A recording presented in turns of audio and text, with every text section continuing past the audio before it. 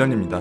이번에 리뷰할 브랜드는 마엔, 모델은 허드슨 GMT 38입니다. 마엔이라는 브랜드는 조금 독특한 특징을 갖고 있습니다. 처음과 지금이 같은 브랜드라고 생각하기 어려워요. 영미권 애호가들조차 바두가를 외치는 비이성적인 시대잖아요. 바로 이전 리뷰의 발틱이 39mm를 가져갔다면 마엔은 38mm를 가져왔습니다. 해밀턴 같은 메이저 브랜드가 이제서야 머피 38을 출시하면서 덕후들의 요구를 들어주기 시작했지만 아직 대다수의 메이저 브랜드는 애호가들의 작은 사이즈에 대한 요구를 그리 무겁게 받아들이지 않는 것 같습니다. 제가 처음 만났던 마엔의 스카이 마스터는 작고 얇고 가볍고 빈티지했어요. 조건만 본다면 절대 실패할 수 없는 시계였습니다. 하지만 그것은 제 기준에 미치지 못했고 그 이후 오랜 기간 마엔의 시계에는 큰 관심이 없었습니다. 그리고 얼마간의 시간이 흐른 뒤에 맨하튼 37이라는 하이엔드 감성을 지닌 조금 마이너한 디자인의 시계에 끌려서 협업을 한번 진행했는데 이 브랜드의 첫인상과는 많이 달라져 있었어요.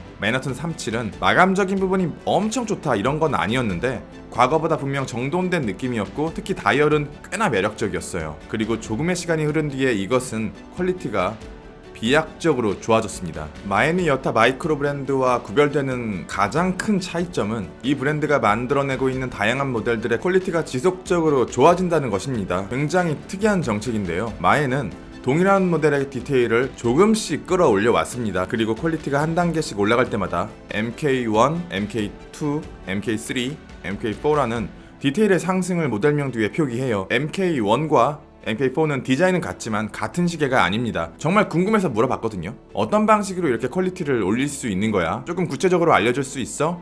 뭐 특별한 거 있나? 그냥 돈을 많이 쓰는 거지 라고 말해주더라고요.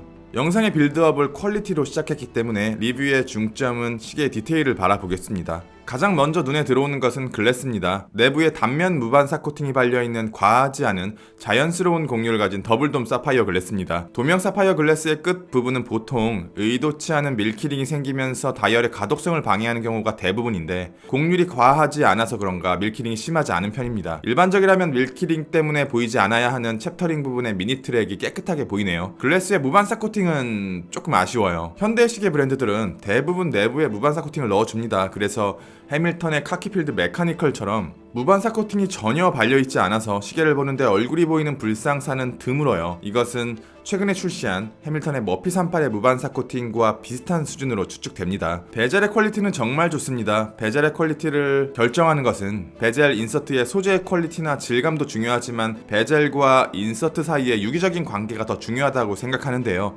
대부분의 마이크로 브랜드들의 시계가 조금 어설프게 느껴지는 이유는 구조적인 원인 혹은 시스템적인 이유가 있을 테지만 여러 부품들 사이의 유기적인 관계가 밀접하지 않기 때문이라고 생각합니다. 먼저 하나의 디자인이 탄생하고 그 디자인을 위해서 부품이 만들어진 느낌이 아니라 이미 규격화된 여러 개의 부품을 합쳐서 하나의 디자인을 완성하는 느낌이 들더라고요. 그런데 이 시계는 베젤 인서트의 두께, 인서트가 들어가야 할 베젤의 깊이감, 베젤의 퀄리티와 질감들이 굉장히 높은 싱크로율을 갖고 있기 때문에 마이크로 브랜드라기보다는 메이저 브랜드에 더 가깝게 느껴집니다. 이 정도의 퀄리티를 만나기 위해서는 적어도 라도나 론진 정도까지는 올라가야 할 겁니다. 하지만 아쉬운 점도 역시 존재하는데요. 베젤의 두께가 되게 작은 편이고 베젤의 톱니 역시 매우 작습니다. 거기다 베젤을 돌리는데 필요한 초기 텐션이 비교적 큰 편이라 두 손가락에 많은 힘이 필요해요. 그리고 GMT 시계의 경우 이렇게 다이버워치를 베이스로 만들어지는데 베젤이 어떤 것은 GMT 시간계에 맞게 24클릭으로 만들어지기도 하고 어떤 것은 다이버워치에 맞게 120클릭으로 만들어지기도 하는데요. 저는 전자의 방식이 더 좋더라고요. 38mm의 작은 사이즈, 12mm의 얇은 두께, 46mm의 짧은 러그 투러그, 20mm의 러그, 30바, 300m 방수, 134g, 케이스에 입혀져 있는 마감의 퀄리티는 엄청나게 좋은 브러싱? 아니에요. 엄청나게 나쁜 폴리싱? 아닙니다. 가격을 고려했을 때 예상 가능한 퀄리티보다 조금 더 좋은 수준? 뭐야, 지금까지 너가 말하고자 한 게 퀄리티가 좋다는 얘기 아니었니? 마감의 퀄리티라기보다는 완성도가 더 적절한 단어인 듯해요. 삼성 갤럭시가 되게 많은 버전이 출시된 걸로 알고 있습니다. 이 다양한 버전 중에서도 유독 S2가 명기로 평가받는 이유는 고급 소재를 사용한 것도 아니었고 좋은 성능을 지닌 것도 아니었지만 되게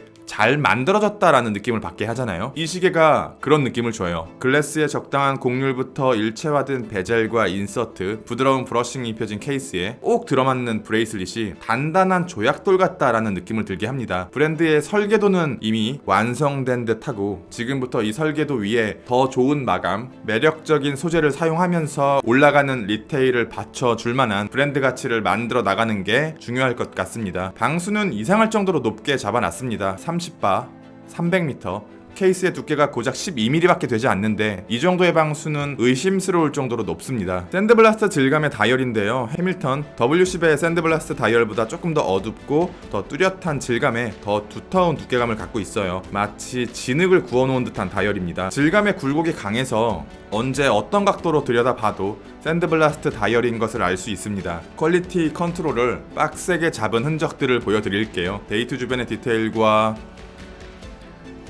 GMT 핸즈와 초침이 증명해 줍니다. 하지만 하나 아쉬운 점은 시침과 분침의 3단의 각은 의도와 다르게 생각보다 다채롭게 해석되진 않아요. 무브먼트는 소프로드 C125로 최근에 다양한 마이크로 브랜드들이 사용하고 있고 파워 리저브는 42시간, 대표적인 범용 무브먼트 에타 2893-2와 거의 동일한 구조를 가졌다고 알려져 있습니다. 아쉽게도 로컬 타임과 홈 타임이 별도로 구분되는 트루 GMT가 아닌 오피스 GMT로 로컬 타임을 조정할 시 홈 타임도 같이 움직이기 때문에 국가 간 이동 시 한 번 더 홈 타임의 조정이 필요합니다. 트루 GMT 무브먼트는 되게 비싸서 마이크로 브랜드에서 사용하는 경우는 아직 만나보지 못했고 미도 이상급의 브랜드로 올라가야 해요. 브레이슬릿은 신형 문어치의 그것과 굉장히 흡사합니다. 플랫 브레이슬릿처럼 보이지만 링크 하나하나가 둥글게 디자인되어 있는데요. 이 링크의 퀄리티는 최상급입니다. 속이 꽉 차 무게감 있는 5연줄의 브레이슬릿 위에 균일하면서 깔끔한 브러싱 방식이 사용되었고 링크 간의 유격을 타이트하게 잡아놔서 싸구려 브레이슬릿에서 보여지는 흔들림이 전혀 느껴지지 않습니다. 신형 문어치의 브레이슬릿과 비교해도 링크의 퀄리티에서만큼은 꿀리지 않습니다. 앞면 러그와 브레이슬릿이 만나는 부분, 뒷면 브레이슬릿과 케이스의 연결 부분을 보면 퀄리티를 잡는데 얼마나 신경을 많이 썼는지를 알 수 있어요. 하지만 버클 부분은 얼마 전에 리뷰했던 세이코의 알피니스트와 비슷해요. 굉장히 수준 높은 링크 마디마디에 비해서는 상대적으로 부족해 보입니다. 단순하고 튼튼하지만 과거 방식의 버클 구조를 갖고 있어요. 이 시계 브랜드는 시계의 내적인 부분이 아니라 시계의 외적인 부분만 컨트롤해낸다면 지금이 가장 싼 브랜드가 될 겁니다. 리뷰는 여기까지. 빌런이었습니다. 감사합니다.